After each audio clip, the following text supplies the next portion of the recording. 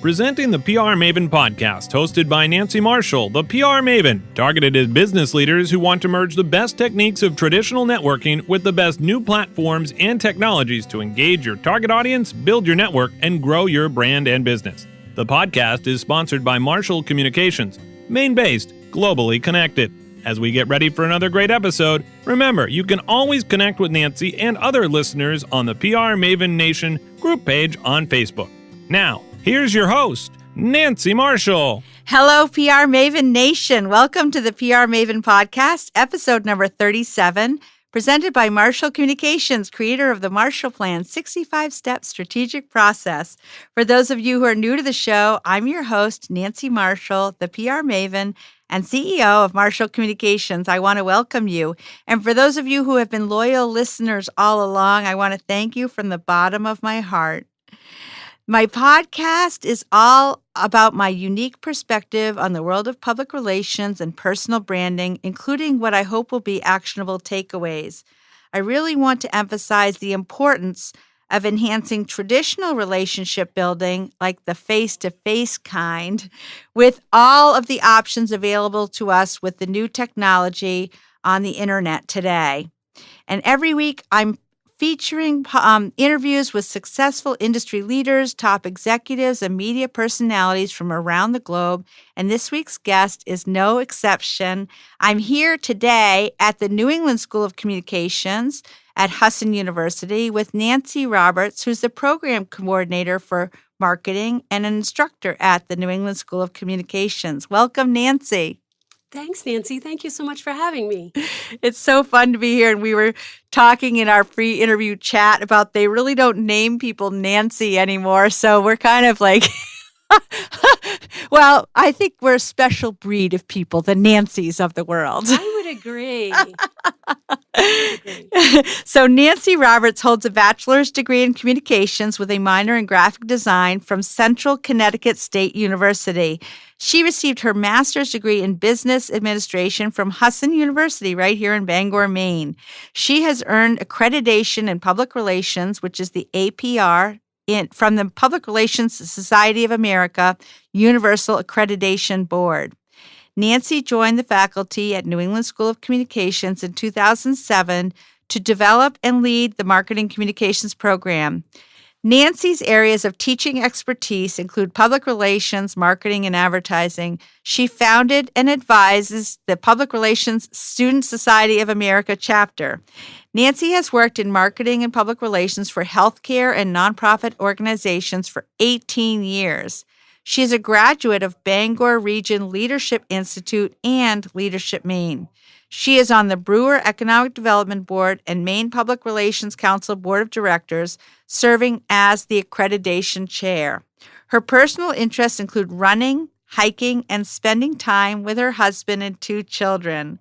That is just an awesome bio, Nancy. I'm so happy to have you here as a guest. So to kick it off, tell us about your career and how you got into teaching. Oh, that's an interesting question, but I'm going to go back to how I ended up in public relations. Oh, good. Just because I think it's an interesting story that when I started at college, I was a graphic design major, and this was before desktop publishing. So my designs were not turning out the way that I had hoped. In my head, they were one way, on paper, something else. And I kind of pivoted because I thought, okay, I know I want to do something with advertising. What else is there? And so I ended up in public relations. But it was great timing because desktop publishing did come along while I was in college. And so when I graduated, I ended up with that degree in communications with the minor in graphic design. And so that made me really marketable, having that combination. Worked out great. That's right. And it was unique, but of course now it's so common that everyone has to have that skill set of not only being able to write, but also to design and take photos, etc. But at that time, it wasn't the case. But the other thing that I did was an internship, and it was in the athletic department. And that was really helpful to me because I enjoyed all I was learning, but it also made me realize that I wanted a career where I felt like I was making a difference. And I didn't feel that in athletics. And so that's how I ended up in healthcare and nonprofits for so long. And it was later on when I had my children And I was sort of feeling like, wow, this job is a lot. Maybe I could do something a little different, that I ended up in teaching. And it really ended up being a terrific career for someone who wanted that work-life balance, which is what I was looking for at the time. Yeah, well, that's great. And I think NESComm is very lucky to have you. I feel lucky too. I had good timing as far as when I came over to the school, they had some marketing classes, but they didn't have a program. And they hired me, wanting me to start the program. And I really looked around and thought, when I was hiring, who was I looking to hire? What skill set? And so that's how I ended up with a program that requires the students to take classes, not only in public relations, but also in advertising and photography and graphic design and even video, because it just makes this graduate more well-rounded. And so even if they want to specialize in graphic design, if you have a choice between hiring a person that's just a graphic designer or someone who can also pick up a camera and can update the website and can also shoot some video, I think that's who you're going to go for. So it's really worked out well. Yeah. Well, if you had it to do over again, would you do anything differently? When I think about my earlier on career, working in healthcare and nonprofits, I think it was probably overcoming that imposter syndrome and, asking for the raise or asking for the promotion that I didn't do, or didn't do it as quickly as I would have, that I would, say, next go around, recognize that you do have some expertise, you do have some things to bring to the table, and take those chances. Yeah, I agree. Absolutely. You really have to believe in yourself. And earlier today, I had the chance to speak to some of your students and, was talking about how you really have to be your own best self, your authentic self, and believe in yourself. Yes, and it's so interesting how it takes many of us so long to get there. And so if we can encourage this younger generation to get there sooner, and I do often, I'll talk with my students about where they're going to apply for jobs when they're graduating. And they'll say, oh, I'm not going to apply for that job because I don't have this skill or that skill. And so I'll talk to them. Often it's a female student who says this. And so I'll talk to them about this research that says men are more likely to apply for a job if they only have 50% of the skills versus women who feel like they shouldn't apply unless they have 100%. And so I talk to them about that and say, go ahead and apply. You don't know who they're looking for. You don't know who the other candidates are. You never know unless you put yourself out there. And I always say, if you add a dose of enthusiasm to whatever you're doing, that will make up for a lack of skills sometime. And you can often learn the skills on the job. Yes, I think that is so true, as far as I think many employers are looking for a fit. And do you have the right personality? And are you willing to put in the effort and go the extra mile if needed? Rather than, do you have these specific skills? That's right. Yeah. Well, can you give me an example of how PR and social media have helped to advance you personally or your organization or employer? Yeah. Well, I think that having those connections online can be so useful. And so I've talked with students about making sure that they are connecting with people that they're interested in, whether it's a certain industry or a certain company, or maybe they want to be in a certain region of the country. And so looking at, who are the leaders there, and are you following them on social media? Are you making connections? And that has worked a few times where, for example, there was a student who started out as an audio student, transferred into marketing communications, but was very interested in graphic design and wanted to design covers for albums. So he started doing that on Instagram, and he started following artists that he was interested in, the music that he liked, and has since graduated and is working as the creative director for a record company. That's awesome. Yeah, so I think it can work. Yeah, particularly because students have the opportunity to hear from industry leaders at conferences, and so if you get to hear from someone, then why not follow them? I believe absolutely that your network is your net worth in a way. Like, the more people that you know and who know you and can recognize you, the better. That's going to build your personal brand. I think that's so true, and that does seem to happen as far as I was working at United Way here in Bangor when I decided that I wanted to have a change in career. And it was a board member who worked here at NESComm at New England School of Communications who had remembered when I first met him, probably at least 5 years before, that I'd said, "Oh, at some point I'd love to teach." Who came back to me and said, "So, what are you going to do next? What are you thinking about?" And so that sparked the conversation that landed me here in the marketing communications program. And so it was about networking and conversations that led to this position for me. Yeah, that's great. So, Nancy, PR, marketing, and certainly social media have changed a lot or drastically over the course of my career. How do you think social media is impacting us as citizens? Well, there's some really interesting research that's being done around that right now, and really trying to get an understanding of why people seem to be more depressed. And some of that is, they're deciding, is linked to social media, because what they're finding is that people don't have a broad network. They aren't seeing a lot of conversation and positive things. And instead, it's sort of people are building on negativity and division in the country. And that's what people are seeing on their social media. And so there's been research done where they've asked college students to not use social media, for example, for a month. And they found that they are actually happier when they have left it behind. And there's other research looking at depression and anxiety, Right. and finding that it's connected to social media as far as, millennials and Generation Z feeling they always have to compare themselves by what they're seeing online, and they feel like they don't measure up. Right. And so there's some concern about why is this generation, why does it have so much anxiety? And some of it is being attributed to social media. Yeah. Well, that's why one of the premises of my podcast is that you need to not only interact online, but really interact where the magic happens, which is really face to face. And that's where you're really going to generate feelings of connection with another person, is when you're in the same space. Yeah, so I think this research is reinforcing that for you, Nancy, that it's very true. It's not enough to just be online with someone, that you need to see them in person. And actually, in recording this podcast, right now you and I are sitting here face to face, and I enjoy it much more than when I just connect with somebody, via Zoom or Ringer or some connection.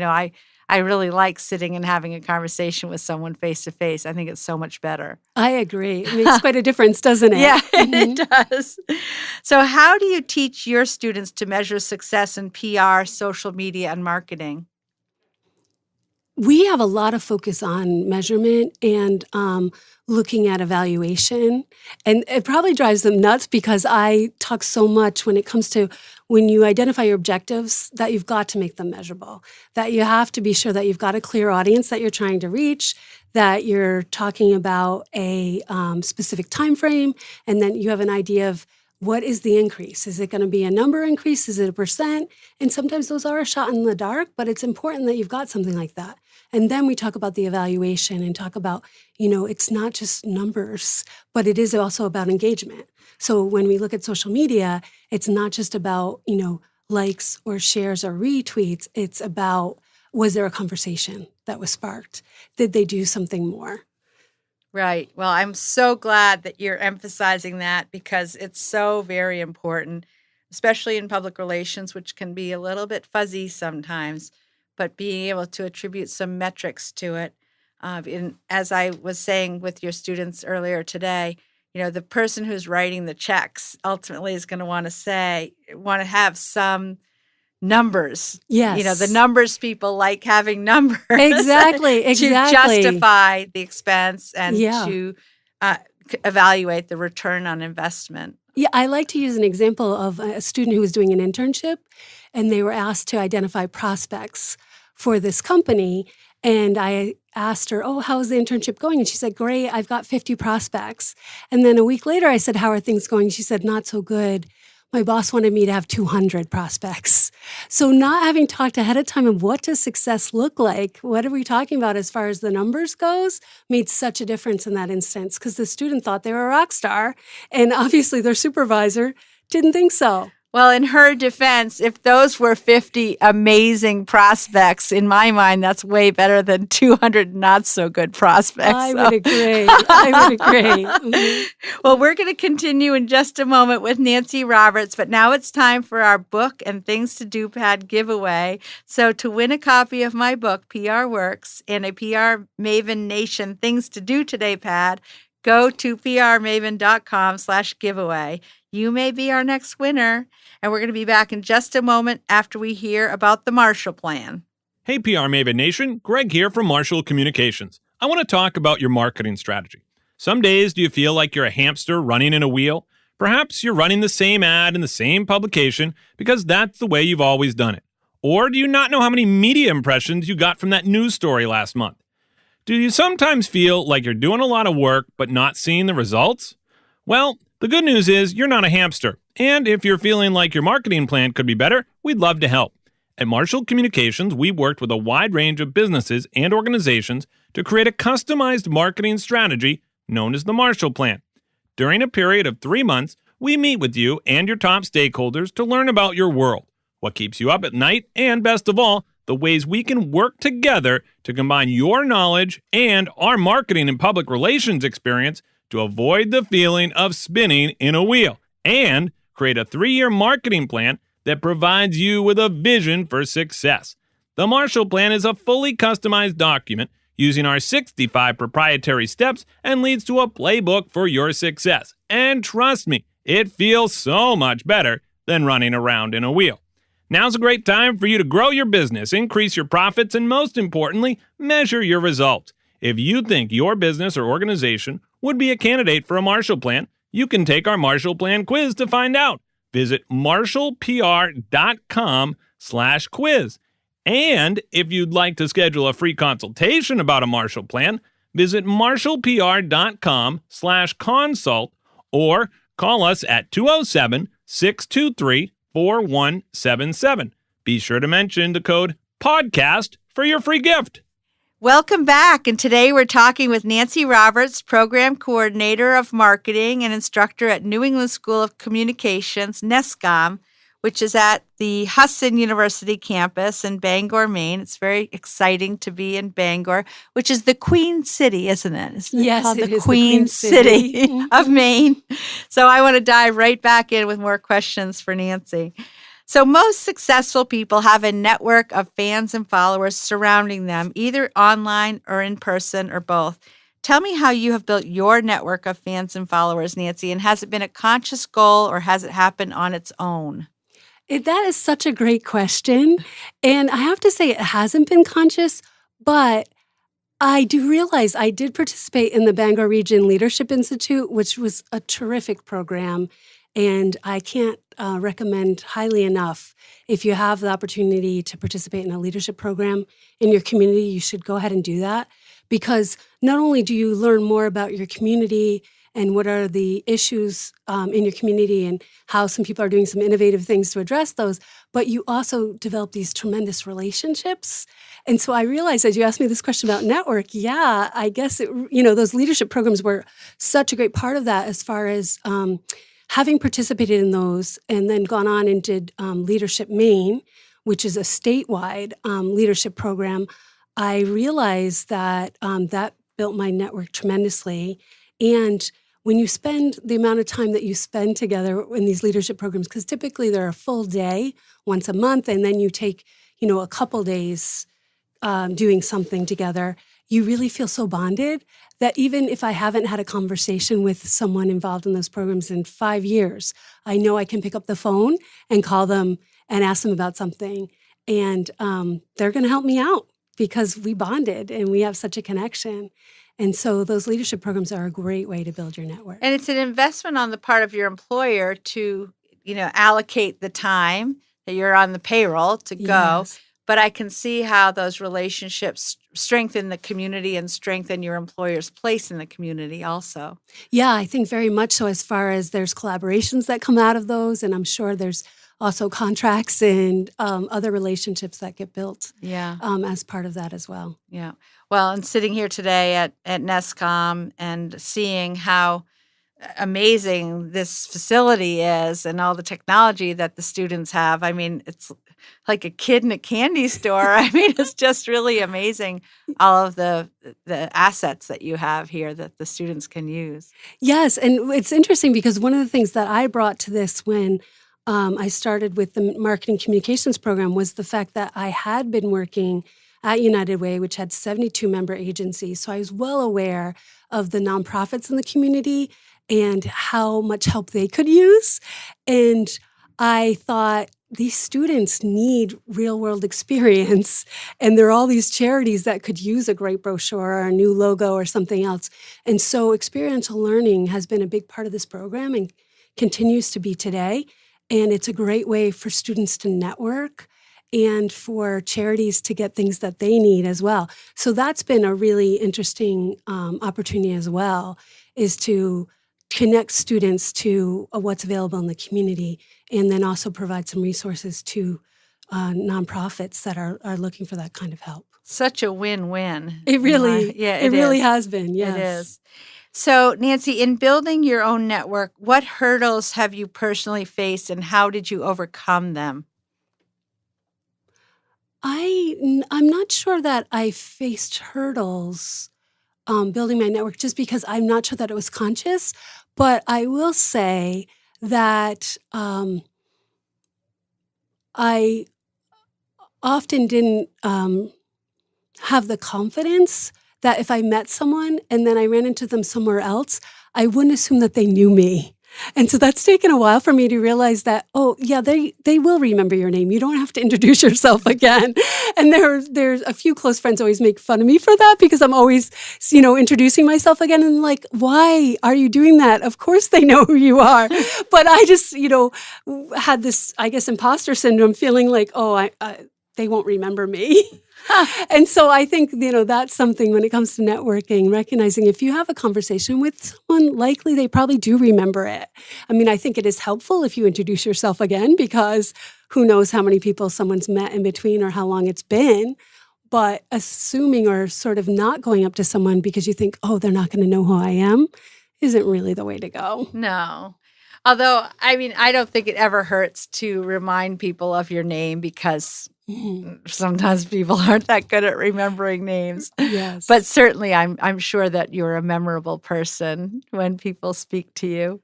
It's taken me a while to realize that. Yeah. So how has your network helped you to advance your career? Well, I think I touched on that a little bit in talking about the position I had at United Way. And then when I decided to change, having a board member say to me, here's something else that you can do.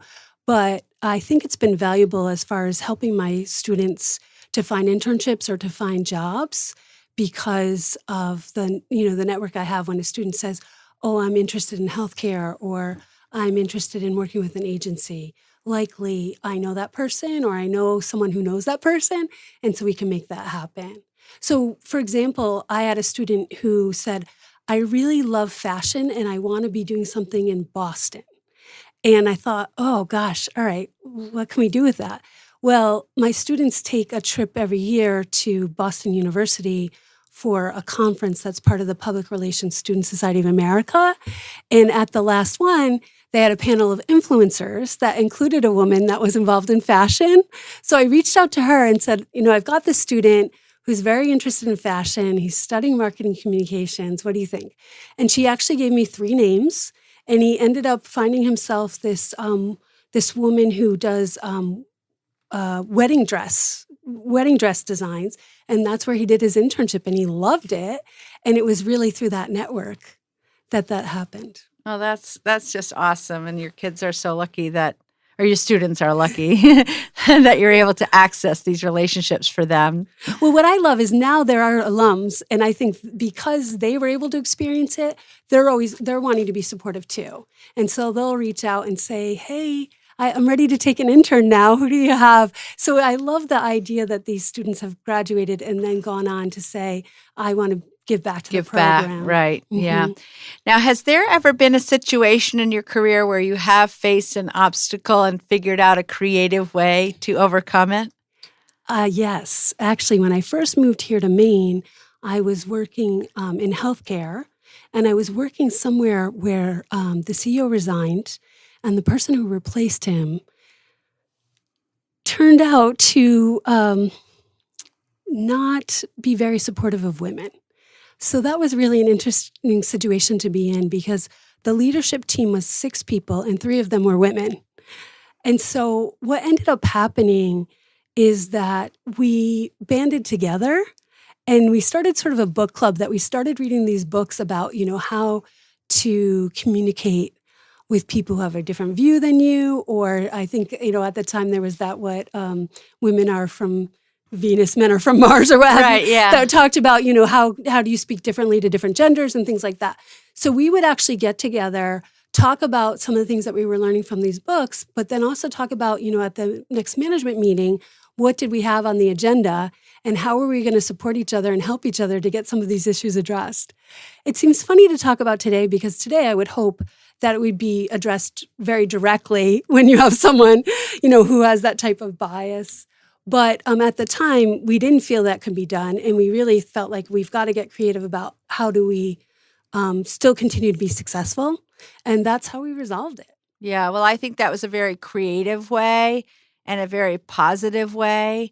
I mean, rather than just quitting your jobs or walking out or staging a strike, Yes. So it's interesting, though, to think that, you and I are kind of part of his history, not only having the name Nancy, which they don't name people Nancy anymore, but, we kind of came into the workforce at a time when things were changing, Yes. And Yeah. I'm so happy that now we're in a place now where there is much more equality and much Yes. more access and more opportunity for women. I would agree. I would agree. Yeah. Mhm. I mean, I know for me personally, I don't really think about it, with myself. It's like, yeah, I am me. I'm a person and I don't see any roadblocks. Like the sky is the limit. And I find it so energizing and exciting. So, in your line of work, is there a resource such as a book, a website, or an app that you have found to be helpful and why? Well, I would say one resource is accreditation, which is something that the Public Relations Society of America offers. And I think it's a great way for people to demonstrate that they have some expertise and knowledge in public relations. And so I would encourage someone, if they're in public relations, to think about becoming accredited because it really just allows people to know that you have a credential and you have a certain standard that you're being held to and that you have a knowledge base that they can expect you to bring to whatever the situation is. Right. I would agree. And Greg Glynn, who's the producer of the PR Maven podcast, has his accreditation. And he is very adept at creating a measurement dashboard for anything we do so that, creating those metrics or KPIs or sometimes they're called CMOPs, critical measures of performance. Yes. So that is something that he's been able to do. And also to think strategically, because I think it's so easy in PR, marketing, and advertising just to say, "Oh, let's do this thing. Let's create a brochure. Let's put in an ad." No. First, let's think: what is the problem we're trying to solve? What is the strategy, and what are the tactics? And then how will we measure success? Yeah, I think that the accreditation is so useful, particularly for those people who might have come from a different background into public relations. And that often does happen that, someone has a degree in something else or they started their career somewhere else and then shifted. And so because the accreditation involves a review in front of a panel of peers where you're sharing a plan and talking about your knowledge and skills and abilities, and then they approve you to then sit down and take this computerized test that's, I think, at least 200 questions, it really does require you to have a base of knowledge that you then can apply. And so often people will say that not only, getting that accreditation was so worthwhile, but also the process and all that they learned to get there are things that they end up applying in their jobs. And it sounds like, that's been Greg's experience. Yeah, it's almost like taking the bar exam. I mean, yes, it's really exactly. a daunting process in so many ways. But it's good that there are mentors and there are people who will help along the way when someone does decide to become accredited. So there's a lot of support. And then, of course, you have that ability to say, hey, I'm one of 5,000 people that is accredited. And so that's really set you apart as well. Yes, exactly. Mm-hmm. So, Nancy, what would be one piece of advice for someone just starting out in their career? I would say get involved. And so whether that's when you're in college, to make sure to participate in clubs and other activities and other opportunities outside the classroom. For example, we have an alum who started out as an intern with Hewlett-Packard and then worked there for 5 years. And now he's currently in communications in the e-commerce division of Walmart. Connor Sweeney is his name. Connor's going to be doing a video chat next week. So that's an opportunity for students to hear someone who's doing a job that they might hope to do one day and to ask questions of them and to get advice. And so taking advantage of those types of opportunities. And then, when you are in the workplace, being that person who's willing to step up and volunteer for something, even though it's not going to be the most glamorous job, but just being seen as someone who has that positive attitude of, I'm going to get it done and I'm going to do whatever I need to do.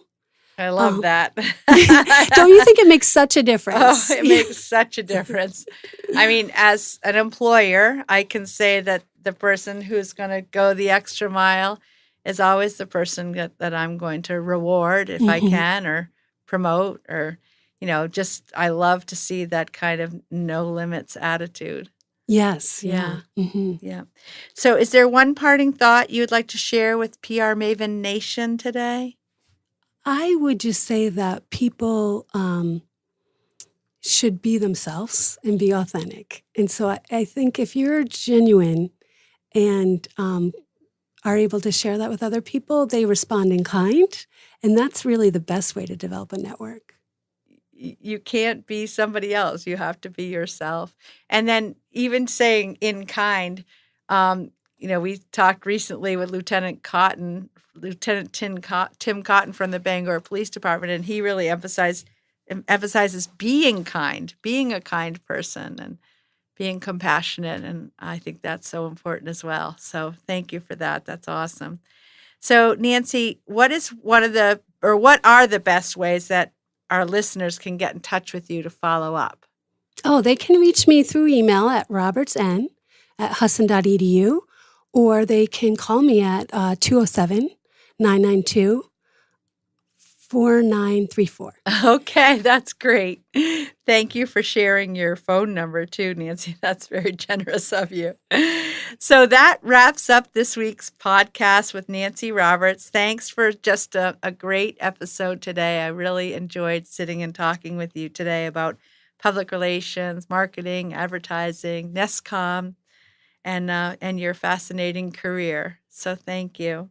Thank you very much, Nancy. This was a joy. Good. I thought so too. And if anyone in PR Maven Nation has any feedback or questions, or they want to suggest a future guest, feel free to email me at nancy@prmaven.com. I just want to remind you that this podcast is presented by Marshall Communications, the creator of the 65-step Marshall Plan strategic process.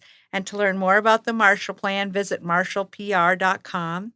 And please check out the Marshall Communications webinar series. And for a full schedule of our free webinars, visit marshallpr.com/webinars.